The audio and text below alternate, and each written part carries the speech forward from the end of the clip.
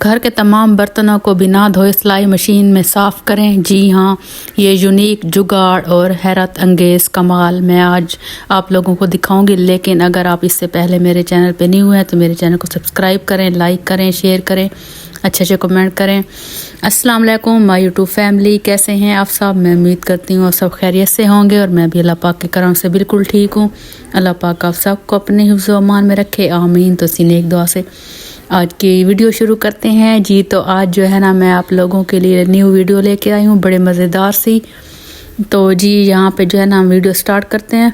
अच्छा जी, तो पहली मेरी दमदार टिप ये है। अच्छा जी, यहाँ पे ये देखें, जितनी भी इस तरह की पैंट वगैरह होती हैं ना, या फट जाती है या फिर वेस्ट हो जाती है या फिर हम किसी को दे देते हैं, तो आज के बाद जो है ना किसी को नहीं देनी। आज जो है ना मैं इससे एक ज़बरदस्त चीज़ बनाऊंगी। और इसको क्या करते हैं कि यहाँ पे फोल्ड करके ऐसे कर लेते हैं। अच्छा, सबसे पहले हम क्या करेंगे कि कैंची से इसके दोनों जो पोंचे हैं ना काट देंगे। अच्छा, ये जो है ना बहुत यूज़ की है और इससे जो है ना अच्छे अच्छे काम लिए जा सकते हैं। तो यहाँ पे मैं काट लेती हूँ दोनों पोंचे।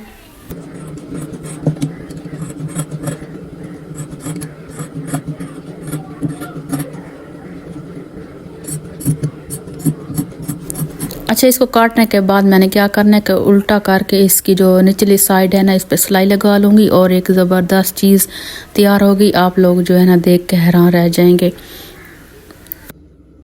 अच्छा जी, यहाँ पे ये देखें, प्यारा सा बैग हमारा रेडी हो चुका है।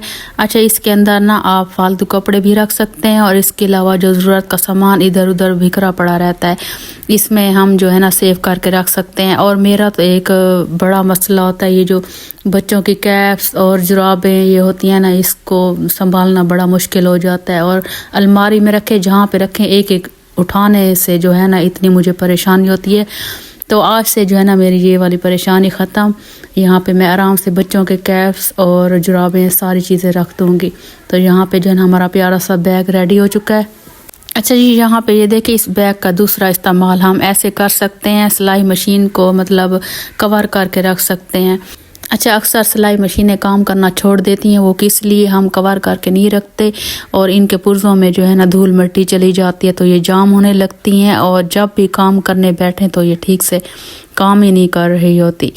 तो अगर इसको धूल मिट्टी से बचाएंगे और ये कवर इस पर चढ़ाएंगे तो मिट्टी इसमें बिल्कुल भी नहीं जाएगी, क्योंकि ये मोटा होता है और पैंट का कपड़ा कोई भी हो मोटा होता है और मोटे होने की वजह से ये जो है ना गांद वगैरह से बची रहेगी और धूल मिट्टी इसमें नहीं जाएगी। तो सिलाई मशीन का जो है ना बार बार ठीक करवाने का झंझट जो है ना बिल्कुल ख़त्म। तो हमारी जो है ना दूसरी टिप ये थी।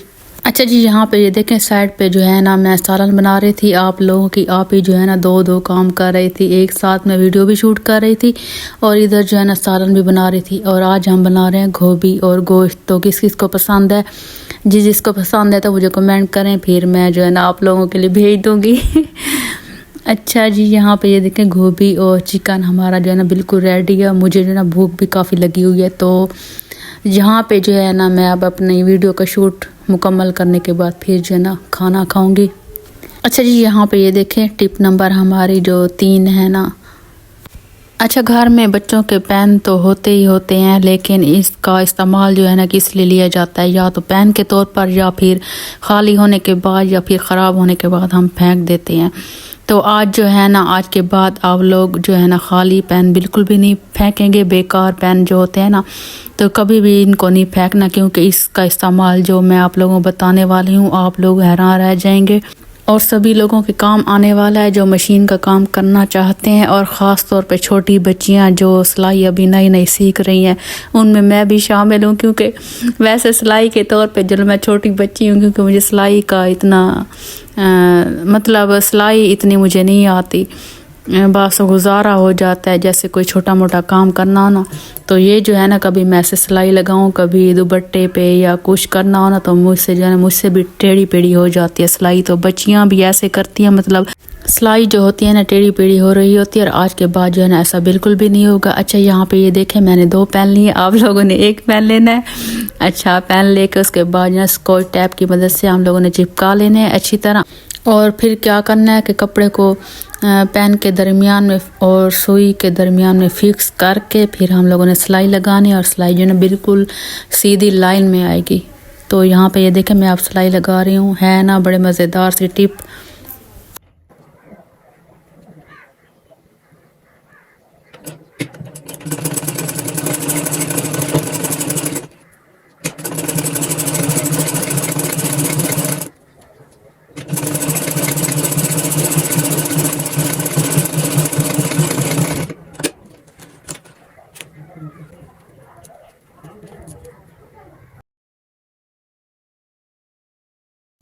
अच्छा, सिलाई मशीन की वजह से कैसे आप बिना धोए घर के सारे बर्तन साफ़ कर सकती हैं? जी हाँ, बिल्कुल ठीक सुना आप लोगों ने। अच्छा, इस तरह के जो बर्तन होते हैं, मतलब देगचियों के जो ढक्कन होते हैं और इनके किनारे ढक्कन और इसके अलावा प्लेट्स जो होती हैं, तो इनके जो किनारे होते हैं ना गंदे हो जाते हैं, मतलब गंद जो है ना किनारों में छुप जाता है और हम जो है ना धोने के बावजूद इस गंद को नहीं निकाल पाते, क्योंकि कपड़ा भी इसके अंदर नहीं जाता, तारें भी जो बर्तन धोने वाली होती हैं ना इनके अंदर नहीं जा पाती। तो इनको किस तरह साफ़ करें, सिलाई मशीन का जो कमाल है ना वो मैं आप लोगों से आज शेयर करूँगी। सिलाई मशीन के अंदर जो एक सुई लगी होती है जिससे हम कपड़े सीते हैं, तो अक्सर ये टूट जाती है या फिर हम फेंक देते हैं या फिर टेढ़ी हो जाती है। तो आज के बाद जो है ना इसको नहीं फेंकना।